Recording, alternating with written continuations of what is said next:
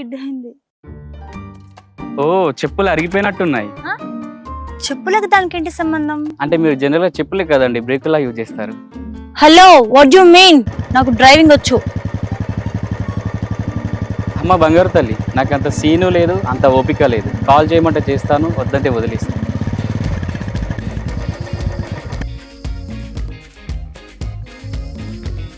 మీరు చేసిన హెల్ప్ చాలు, నో థ్యాంక్స్. అయ్య బాబోయ్, మనిషి చూస్తే ఇంత అందంగా ఉన్నారు. మైండ్ ఏంటంటే మరీ క్రిమినల్ గా ఉంది.